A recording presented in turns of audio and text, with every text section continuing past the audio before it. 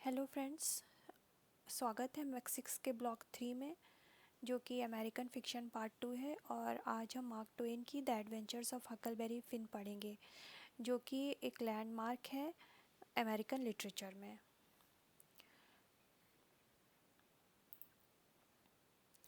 तो सबसे पहले हम मार्क ट्वेन के बारे में पढ़ेंगे। जब भी हम कोई शॉर्ट स्टोरी, नॉवेल या पोएम पढ़ते हैं तो हमें उसके लेखक या राइटर के बारे में पहले पता होना चाहिए। तो इसीलिए पहले हम मार्क ट्वेन का बायो पढ़ेंगे और फिर हम मार्क ट्वेन की रचना, जो कि बहुत ही प्रसिद्ध रचना है, the adventures of Huckleberry fin के बारे में पढ़ेंगे। उसके कैरेक्टर्स का कैरेक्टर स्केच देखेंगे, थीम्स और सिम्बल्स की पर चर्चा करेंगे। तो शुरू करते हैं। मार्क ट्वेन का जन्म 30 नवंबर 1835 को फ्लोरिडा के मिसौरी में हुआ था और बचपन इनका हनीबल मिसौरी में बीता, जो मिसिसिपी नदी के किनारे था। यही नगर बाद में इनके नॉवेल्स टॉम सॉयर और हकलबेरी फिन की पृष्ठभूमि बना या सेटिंग्स बना। इनकी जो बुक टॉम सॉयर और हकलबेरी फिन है वो इसी नदी के किनारे सेट की गई हैं। इनके फादर की डेथ के बाद इन्होंने अपनी पढ़ाई छोड़ दी थी और ये प्रिंटिंग का काम करना शुरू कर दिया था। फिर बाद में यंग एज में ये नदी जहाज़ के पायलट बने, या स्टीमर जिसको कहा जाता है, उसके पायलट बन गए।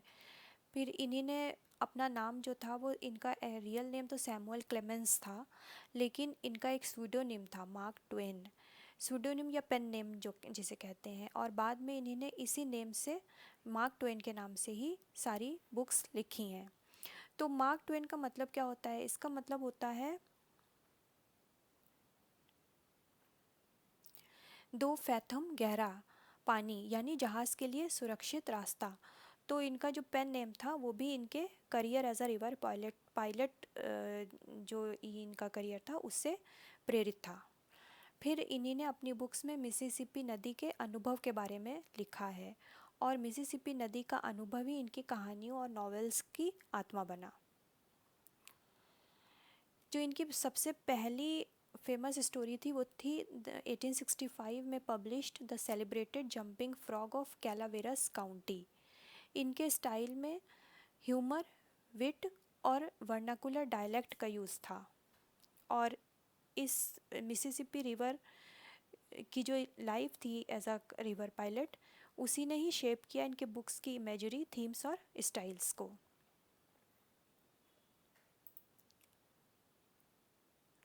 इनके जो मेजर वर्क्स हैं वो हैं द इनोसेंट अब्रॉड।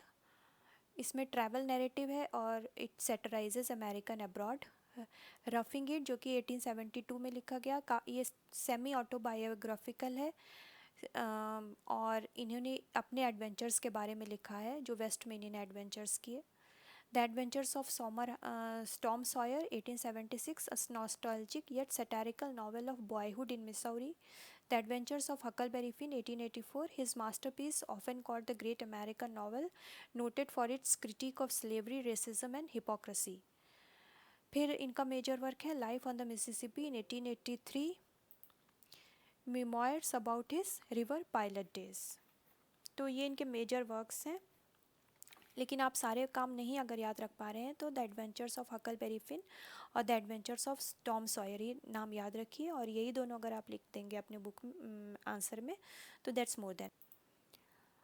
तो ये इनके मेजर वर्क्स हैं। But before moving to the novel, पहले हम इनके लेखन शैली और इनके जो नॉवेल के सब्जेक्ट्स रहे उनके बारे में थोड़ा सा डिस्कस कर लेते हैं, जो कि थीम्स और स्टाइल्स जो रहे इनके नॉवेल के बेसिकली। तो इन्होंने ह्यूमर और सटायर का प्रयोग किया है, exposing the hypocrisy in politics, religion and social customs. फिर रियलिज्म यानी कि यथार्थवाद, एंड वर्नाकुलर मतलब आम बोलचाल की भाषा का यूज़ किया है।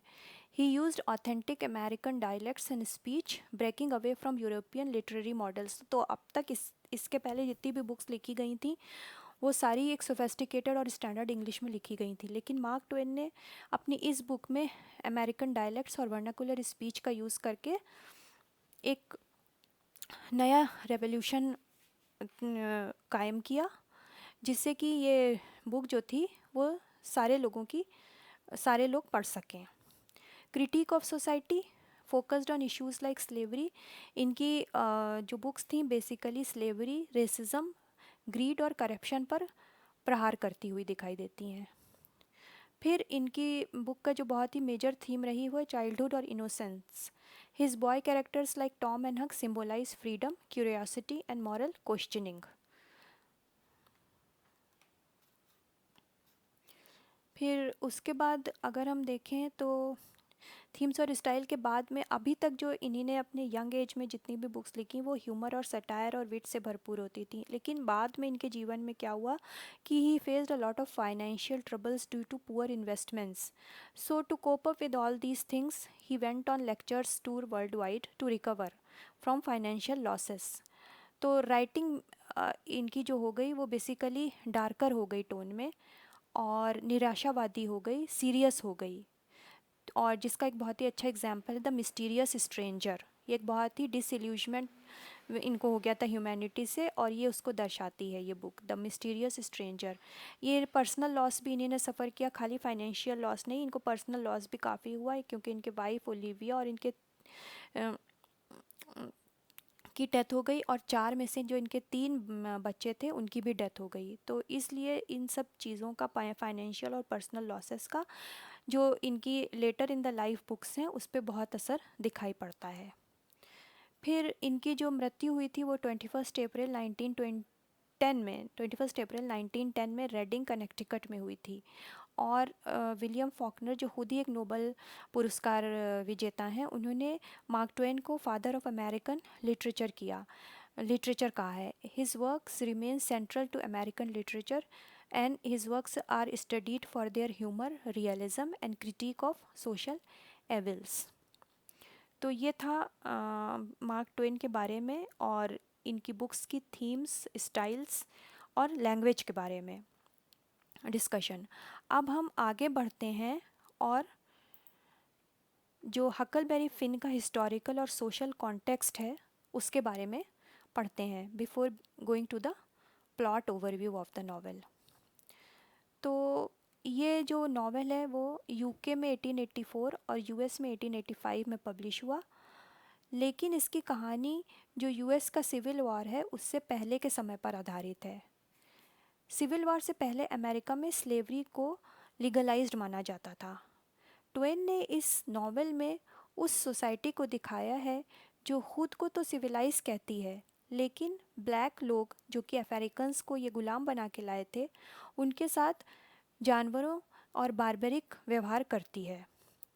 इस तरह ये बुक जो है वो अमेरिकन डेमोक्रेसी की दोहरी मानसिकता या हिपोक्रेसी को उजागर करता है।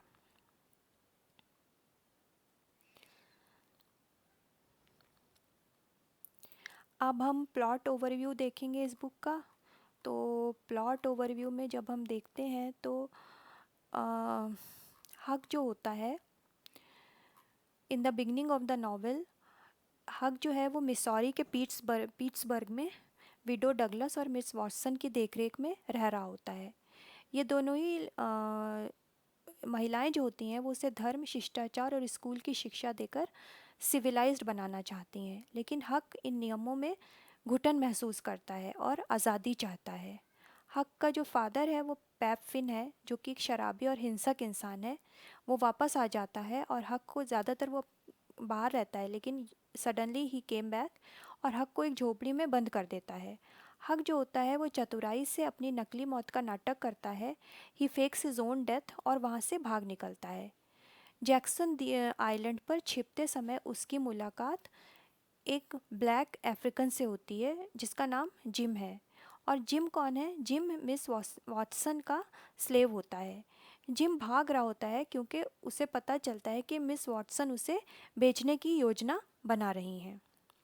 हक और जिम एक राफ्ट बनाते हैं, एक बेड़ा बनाते हैं और मिसिसिपी नदी की यात्रा पर निकल जाते हैं। ये जो यात्रा होती है केवल फिज़िकल जर्नी ही नहीं बल्कि एक मॉरल जर्नी भी साबित होती है। रास्ते में वे अलग अलग लोगों से मिलते हैं जो समाज की बुराइयों और पाखंडों को उजागर करते हैं। और ये जो कैरेक्टर्स हैं जिनसे ये मिलते हैं उनमें सबसे पहले हैं ग्रेंजर फोर्ड और शेफरसन परिवार। ये लोग आपस में ही झगड़ रहे होते हैं बिना किसी वजह के, और इनका झगड़ा जो होता है वो काफ़ी वायलेंट हो जाता है, जो कि अमेरिकन सोसाइटी की फुलिशनेस को दिखाता है। फिर ये लोग दो कॉनवेंट से मिलते हैं जिनका नाम है ड्यूक और डॉफिन। जो लोगों की लालच और मूर्खता का फ़ायदा उठा रहे हैं। फिर तीसरे जो लोगों से ये मिलते हैं, वो मिलते हैं गुलाम रखने वाले और कस्बे के लोग, जो गुलामी को सही मानते हैं और मॉरल ब्लाइंडनेस का शिकार हैं। धीरे धीरे हकलबेरी फिन जो होता है वो जिम को स्लेव नहीं बल्कि एक इंसान और दोस्त के रूप में देखने लग जाता है। यहीं से उसकी सबसे बड़ी नैतिक समस्या या इनर कॉन्फ्लिक्ट शुरू शुरू होता है। ये इनर कॉन्फ्लिक्ट क्या है?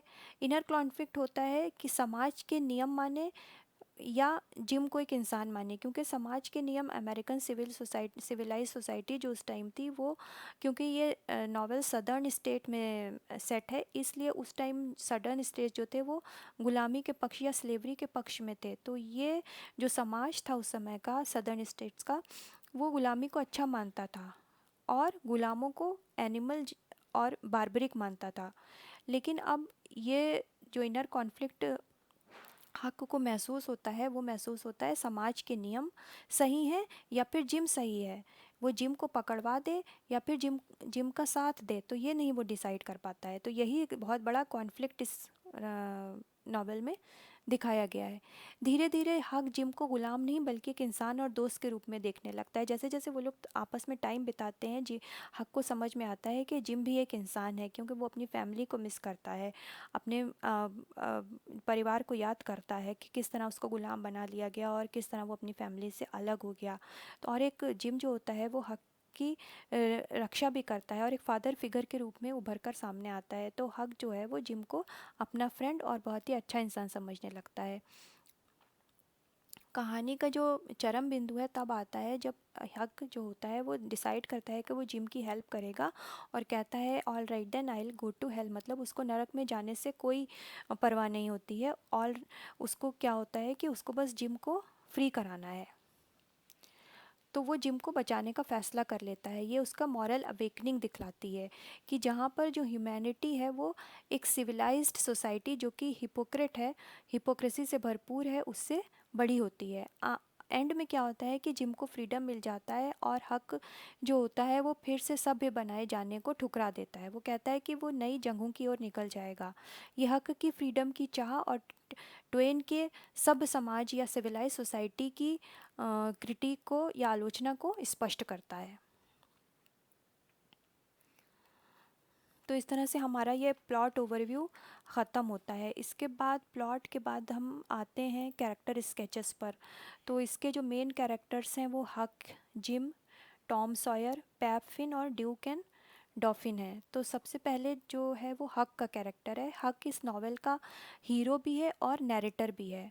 वो ह्यूमैनिट मॉरल इंस्टिंक्ट, फ्रीडम और व्यक्तिगत अंतरात्मा को सिंबलाइज करता है। पढ़ाई लिखाई में हक अच्छा नहीं है और व्यवहार भी उसका काफ़ी ऑर्डिनरी है, लेकिन फिर भी वो काफ़ी सेंसिटिव है और मॉरल अवेकनिंग या मॉरल डेवलपमेंट की क्षमता रखता है। उसके उसका सबसे बड़ा जो इनर कॉन्फ्लिक्ट होता है वो समाज के नियम जो कि गुलामी को सही ठहराते हैं वर्सेस उसकी अंतरात्मा जो कि जिम को इंसान मानती है। इसके बीच होता है इनर द्वंद्व जिसको बोलते हैं, आंतरिक द्वंद्व जिसको बोलते हैं या इनर कॉन्फ्लिक्ट। इसका सबसे फेमस कोट जो है वो है all right then I will go to hell. ये कोट आप याद कर लीजिए और जब भी इस नावल से रिलेटेड कोई क्वेश्चन का आए तो आप आंसर में इसको लिख कर कोट कर सकते हैं, इससे आपको अच्छे नंबर मिलेंगे। हक अमेरिकन सिविलाइज्ड सोसाइटी की फ्रीडम और हिपोक्रेसी की जो भावना है, हिपोक्रेसी के विरोध की भावना को सिंबलाइज करता है। फिर जो इसका दूसरा मेन कैरेक्टर है वो है जिम। जिम जो है वो मिस वॉटसन का स्लेव है, जो उसको जब पता चलता है कि उसे बेच दिया जा रहा है किसी दूसरे ओनर को, तो वो भाग लेता है। ये ह्यूमैनिटी, लॉयल्टी और एक फादर फिगर का सिंबल है। अब जब हक और जिम राफ्ट के ऊपर ट्रैवल कर रहे होते हैं तो हक के फादर फिगर के रूप में उभर कर सामने आता है क्योंकि उसकी वो रक्षा करता है। जिम का जो कैरेक्टर है वो 19वीं सदी के जो स्लेवरी के जो प्रेजुडिसेस हैं उनको तोड़ता है। जो रेसिज्म प्रेजुडिसेस हैं, क्योंकि प्री कंसीव्ड नोशंस वो होते हैं, धारणाएं जो होती हैं। जैसे उस समाज में, अमेरिकन सोसाइटी में इस तरह की धारणा थी कि जो ब्लैक लोग होते हैं उनका वो दे आर लाइक एनिमल्स। तो ना तो उनके परिवार से उनको कोई मतलब होता है, ना उनके लिए हृदय में कोई भावनाएं होती हैं। लेकिन ऐसा नहीं है, क्योंकि जिम के चरित्र को एक दयालु, समझदार और नैतिक रूप से मजबूत दिखाया गया है। जिम अपने फैमिली से मिलना चाहता है, जो कि उसके मानवीय रूप को और गहरा बना देती है ये भावना। जिम जिम जो है वो नॉवेल का मॉरल सेंटर है, और स्लेवरी की क्रुएलिटी का भी प्रतीक है कि किस तरह से क्रूअल समाज उसके साथ बिहेव करता है। फिर जो इसका थर्ड कैरेक्टर है वो हक का friend Tom Sawyer. Tom Sawyer को हम the adventures of Tom Sawyer से जानते हैं, और मार्क ट्वेन ने अपनी इस बुक में भी उस कैरेक्टर को कंटिन्यू रखा है। तो वो एक रोमांटिक है और काफ़ी इम्प्रैक्टिकल है उसकी सोच। उसे नाटक और जटिल योजनाएं बनाना पसंद है, भले ही आसान रास्ता हो, लेकिन आसान रास्ता छोड़कर वो डिफ़िकल्ट रास्ता तलाशने की नाकाम कोशिश करता हुआ दिखाई दिया है इस नॉवेल में। नॉवेल के एंड में भी वो जिम को फ्री कराने के लिए ज़बरदस्ती के काम करता है, जबकि जिम पहले से ही फ्री हो चुका होता है। तो सॉयर का जो टॉम सॉयर का कैरेक्टर है वो बहुत ग्रेट नहीं दिखाया गया इस बुक में। फिर फोर्थ कैरेक्टर पैप फिन का है, जिसमें काफ़ी नेगेटिव या ग्रे शेड्स हैं, और एक वो क्योंकि वो बहुत ही वायलेंट और ड्रंकार्ड है और वो हक को मारता पीटता है। ये हिपोक्रेसी, इग्नोरेंस और क्रुएलिटी का प्रतीक है। तो Pap symbolizes the decay of family authority and the corruption of the so-called civilized white man. Even though he was white, but then also he used to beat and hit Huck for no reason. जबकि gym जो है उससे हक का कोई लेना देना नहीं है, वो तो एक भागा हुआ गुलाम है, और वो काफ़ी प्रताड़नाएं झेली हैं उसने वाइट मैन से। ये उसके बावजूद वो हक को एक फादर की तरह प्यार करता है और उसकी रक्षा करता है, जबकि हक का जो रियल फादर है वो उससे कितना ज़्यादा मिस हैंडल और मिसबिहेव करता है। तो यही एक decay of family authority and the corruption of the so called civilised white man दर्शाता है। फिर जो पांचवें हैं वो हैं the Duke and the Dauphin. ये दो कॉन मैन हैं, जो दो ठग हैं जो हक और जिम के साथ राफ्ट पर जुड़ जाते हैं। लालच, धोखा और समाज के भ्रष्टाचार का ये प्रतीक हैं। वो खुद को राजा या राजकुमार बताकर लोगों को ठगते हैं, बेवकूफ़ बनाते हैं। उनकी चालें दिखाती हैं कि कैसे सिविलाइज्ड समाज आसानी से मूर्ख बनाया जा सकता है, और ये दोनों ही सिंपलाइज करते हैं moral decay of the society. तो इस तरह से हम कैरेक्टर स्केच कंप्लीट करते हैं। फिर नेक्स्ट जो हम कवर करेंगे वो है नॉवेल की थीम्स। इस नॉवेल के में 5 मेजर थीम्स हैं। वैसे बहुत सारी माइनर थीम्स हैं जिनको अगर आप नॉवेल डीपली पढ़ेंगे तो आपकी समझ में आएगा, लेकिन ये 5 मेजर थीम्स के बारे में हम अभी डिस्कस करेंगे, जिससे कि थीम से रिलेटेड कोई भी क्वेश्चन आता है तो आपको लिखने में मुश्किल ना हो। तो पहली थीम है freedom versus civilisation. Freedom versus civilisation की जो थीम है वो मुख्य विषय है इस बुक का। हक जो होता है अपने वायलेंट पिता और विडो डगलस और मिस वॉटसन द्वारा थोपी हुई सिविलाइज्ड सोसाइटी से भागता है, सभ्यता से भागता है, और उसके लिए स्वतंत्रता का मतलब होता है अपनी अंतरात्मा के अनुसार जीना। जो उसकी इनर वॉइस उसको कह रही है उसके हिसाब से अपनी लाइफ को व्यतीत करना। जिम जो है वो गुलामी से, वो स्लेव होता है और वो रियल फ्रीडम चाहता है इस गुलामी से। मिसिसिपी नदी जो है वो नेचुरल फ्रीडम को सिंबलाइज करती है, जबकि जो शोर का एरिया है जैसे शहर और कस्बे जो हैं वो सामाजिक नियम और पाखंड या हिपोक्रेसी को सिंबलाइज करते हैं। ट्वेन ये संदेश देते हैं कि असली जो रियल फ्रीडम है वो करप्ट सोसाइटी से बाहर निकल कर ही मिलती है। जो सेकंड इसकी इम्पॉर्टेंट थीम है वो है रेस और स्लेवरी की थीम। ये बुक सीधे सीधे स्लेवरी और रेसिज्म का सामना करती हुई दिखाई देती है। जिम को एक दयालु, वफादार और डिग्निफाइड इंसान के रूप में दिखाया गया है, जो कि रेसिस्ट स्टीरियोटाइप्स जो नस्लवादी धारणाएं हैं उनको तोड़ता है। हक जो है वो सोसाइटी की टीचिंग, जैसे स्लेव को प्रॉपर्टी मानता है सोसाइटी, उसकी टीचिंग्स और अपने ओन रियलाइजेशन, उसका ओन रियलाइजेशन क्या है कि जिम एक इंसान है, इनके बीच लड़ता हुआ दिखाई दिया है। फिर ये बुक जो है वो व्यंग करती हुई दिखाई देती है रिलीजन और लॉ पर, जो कि स्लेवरी को जस्टिफाई करते हैं। उपन्यास दिखाता है कि कैसे धर्म और कानून ने गुलामी को सही ठहराया है, जबकि वे नैतिकता का उपदेश देते थे। फिर ट्वेन ने moral blindness of a slave holding society का क्रिटिक किया है। फिर जो इसकी थर्ड थीम है वो है हक्स मोरल ग्रोथ।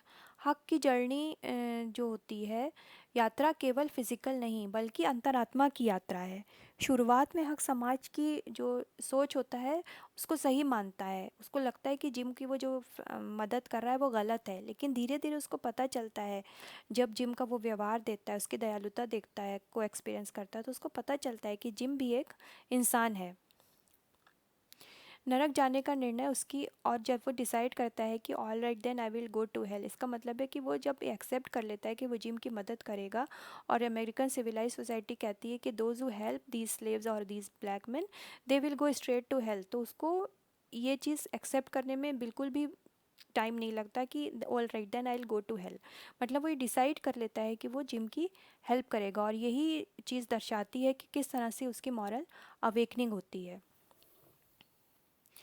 फिर जो इसकी थीम है वो है सटायर ऑफ हिपोक्रेसी, मतलब कि ये हिपोक्रेसी पर एक व्यंग है।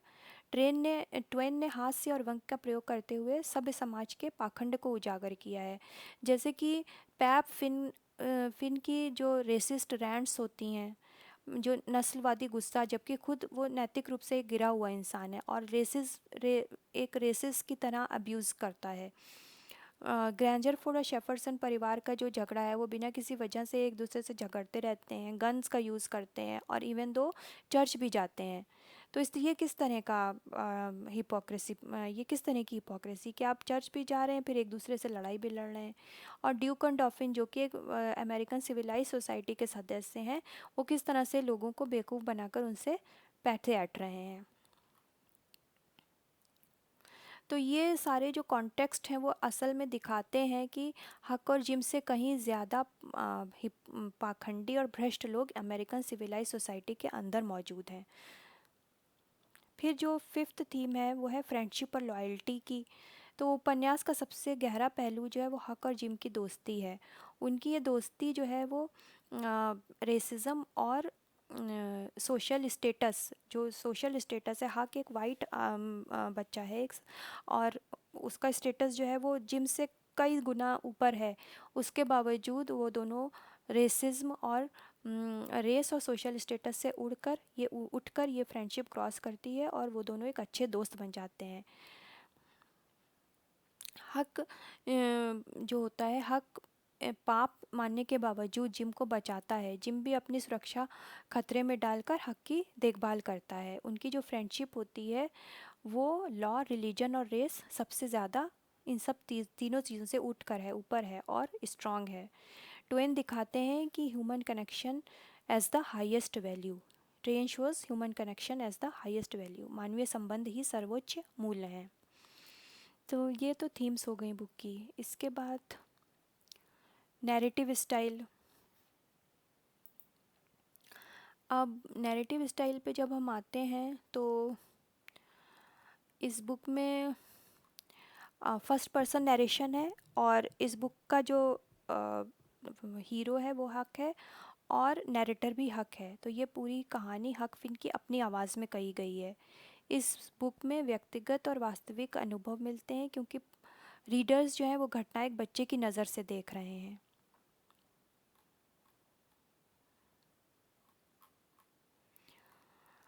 हक पढ़ा लिखा नहीं है, इसलिए उसकी जो लैंग्वेज है वो बहुत ही सिंपल है, प्लेन है, डायरेक्ट है और ऑनेस्ट है, जो कि इस बुक को काफ़ी रियलिस्टिक बनाती है। फिर हम देखें कि इस बुक में जब जो सेकंड पॉइंट है वो इसकी डायलेक्ट और वर्नाकुलर रियलिज्म है, मतलब आम लोगों की बोलचाल की भाषा का यूज़ किया गया इस बुक को लिखने में।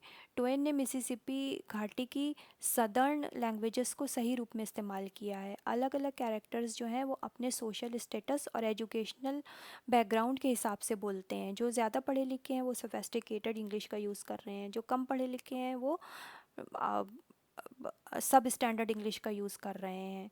तो इस तरह से सोशल स्टेटस और एजुकेशन के हिसाब से लोगों को इसमें बोलते हुए दिखाया गया है। तो ये जो था एक बहुत बड़ा रिवॉल्यूशन था, क्योंकि इस बुक में पहली बार ट्वेन ने डायलेक्ट और वर्नाकुलर का अमेरिकन रियल लैंग्वेज का यूज़ किया है। अब तक के जितने भी नॉवेल्स लिखे जाते थे उसमें स्टैंडर्ड इंग्लिश का यूज़ किया था, तो इसलिए ये प्रयोग बहुत ही क्रांतिकारी साबित हुआ और इससे नॉवेल अमेरिकी जीवन के और उसके कल्चर का जो रियल डिपिक्शन थी वो बन गई। तो ये एक रियलिस्टिक नॉवेल है और अमेरिकी लैंग्वेज और कल्चर को रियलिटी में डिपिक्ट करती है। फिर इस नॉवेल में ह्यूमर और आयरनी भी है। ट्वेन ने ह्यूमर, एग्जैजुरेशन या अतिशयोक्ति और व्यंग या आयरनी का यूज़ किया है।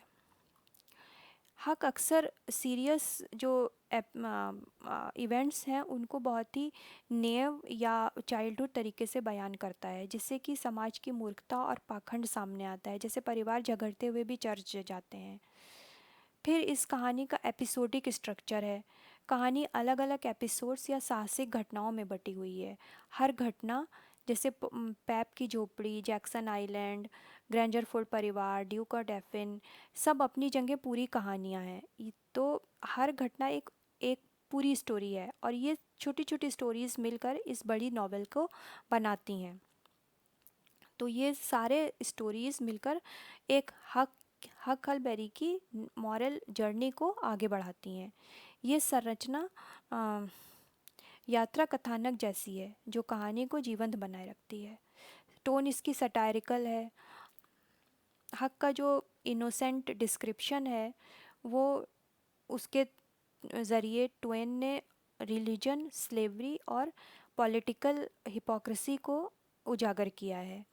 हक की जो इनोसेंट लैंग्वेज है वो रियलिटी को और भी तीखे रूप से सामने लाती है। फिर इसमें रियलिज़म है। हक की वास्तविक आवाज़, डायलेक्ट और एपिसोडिक संरचना। हक हक की जो रियल जो उसकी डायरेक्ट प्लेन स्पीच है, डायलेक्ट और वर्नाकुलर का यूज़ है और जो इस नॉवेल की एपिसोडिक स्ट्रक्चर है, ये सब मिलकर इस नॉवेल को एक रियलिस्टिक नॉवेल बनाते हैं और रियलिज़म का साफ प्रतीक है ये नॉवेल। इसमें जो कॉमन मैन हैं, स्लेव हैं, कॉन मैन हैं, जो वास्तविक अमेरिका का प्रतिनिधित्व करते हैं। नैरेटिव स्टाइल के बाद हम सिंबल्स पे आते हैं। तो इसमें जो सिंबल्स यूज़ किए गए हैं वो सबसे पहला सिंबल है मिसिसिपी रिवर। ये सिंबल जो है वो फ्रीडम को सिंबलाइज करता है। मिसिसिपी नदी उपन्यास का सबसे बड़ा सिंबल है। हक के लिए ये नदी अपने वायलेंट फादर, स्कूल, चर्च और सिविलाइज सोसाइटी से भागने का रास्ता है। जिम के लिए ये नदी क्या है? जिम के लिए ये नदी फ्रीडम का मार्ग है। नदी पर रहते हुए हक और जिम सिविलाइज सोसाइटी से भी दूर हैं, हक चर्च से भी दूर है, अपने वायलेंट फादर से भी दूर है, स्कूल से भी दूर है। तो ये और जिम जो है वो भी एक फ्रीडम का एहसास करता है इस नदी पर। वो तो आज़ादी और सुकून दोनों ही महसूस करते हैं, तो इसलिए मिसिसिपी नदी जो है वो फ्रीडम का सिंबल है। फिर जो रैफ्ट है वो इक्वालिटी का सिंबल है, क्योंकि रैफ्ट जो है जब जब जिम और हक ज़मीन पर होते हैं, समाज के लोगों के बीच में होते हैं, तो उनको तरह तरह की चीज़ों का सामना करना पड़ता है, जैसे रेसिज्म का सामना करना पड़ता है और सिविलाइज सोसाइटी का सामना करना पड़ता है। वहाँ पर लोग जो होते हैं वो रेस, अपनी जाति और शक्ति के आधार पर बटे होते हैं। जो अमीर हैं, गरीब हैं, बीच के लोग हैं, वो सब इस तरह के लोग तमाम ग्रुप्स में बटे हुए हैं। जबकि रिवर पर क्या है कि जिम और हक जो हैं वो उनमें किसी तरह का कोई भेदभाव नहीं है, दोनों बराबर हैं, इक्वल हैं। और दोस्त हैं। तो और राफ्ट जो है वो दोस्ती, भरोसे और मॉरल डेवलपमेंट का भी सिंबल है। राफ्ट उन्हें सिविलाइज सोसाइटी की हिपोक्रेसी से दूर रखती है। तो इस तरह से ये इक्वालिटी, सेफ्टी और डेमोक्रेसी का सिंबल है। फिर शोर या किनारा जो है, और या जो किनारे पे कस्बे या सिटी, वो शहर या टाउन्स हैं, वो करप्शन और हिपोक्रेसी का सिंबल हैं। जब भी हक और जिम तट पर होते हैं, उन्हें सोसाइटी की बुराइयों का सामना करना पड़ता है, जैसे ग्रैंजर फोर्स और शेफरसन परिवार का झगड़ा, ड्यूक और डॉफिन जो कॉनमैन है, गुलाम रखने वाले लोग जो कि मॉरली ब्लाइंड और क्रूएल हैं, इन सब लोगों का सामना करना पड़ता है जब भी वो लोग शोर पर होते हैं। तो इस तरह से शोर जो है वो करप्शन और हिपोक्रेसी का सिंबल है। फिर हक्स कॉन्शियसनेस, हक की अंतरात्मा की आवाज़, वो ट्रू मोरालिटी का सिंबल है। समाज के नियम क्या कहते हैं? गुलामी सही है, जिम को पकड़वाना चाहिए। हक की अंतरात्मा क्या क्या कहती है? जिम एक इंसान है, उसे बचाना चाहिए। हक का जो बहुत ही फेमस कोट है इसमें, all right then I will go to hell, ये दिखाता है कि उसने कानून से ऊपर इंसानियत को चुना है। हक की जो इनर वॉइस है, वो सच्ची नैतिकता या ट्रू मोरालिटी का सिंबल है, जो करुणा, दयालुता और दोस्ती पर आधारित है। ट्वेन भी इस नावल के ज़रिए संदेश देते हैं कि जो रियल मोरालिटी या ट्रू मोरालिटी है, वो सोसाइटी से नहीं बल्कि इंसान की इनर वॉइस से आती है।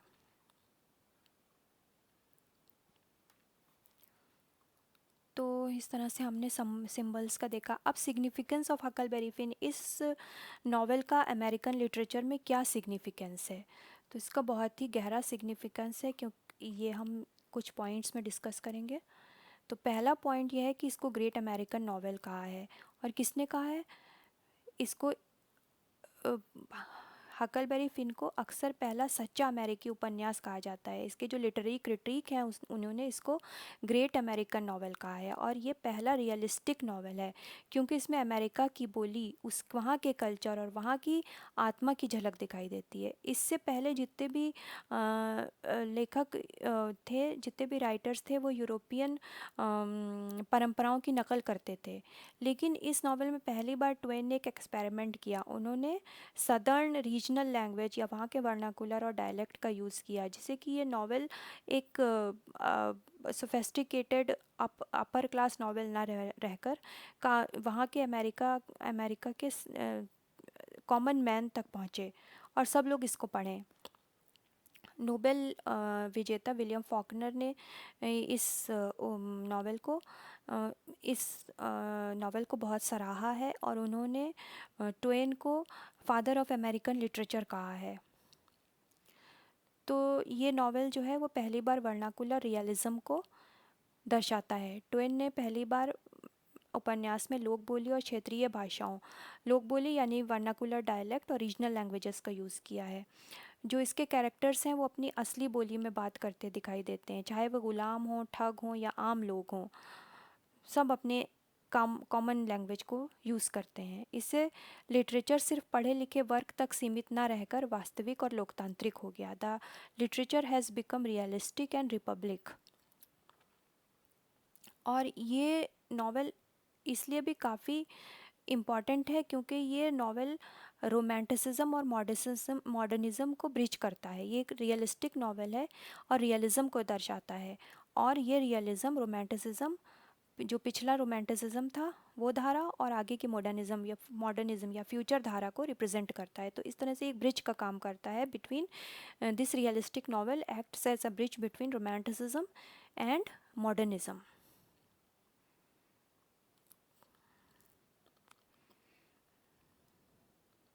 तो उसके बाद still debated race and censorship universal, नैतिक और सामाजिक आलोचना अगर हम देखें तो उपन्यास या नॉवेल जो है वो स्लेवरी, रेसिज्म, रिलीजन, फैमिली और लीगल स्ट्रक्चर पर सवाल उठाता है।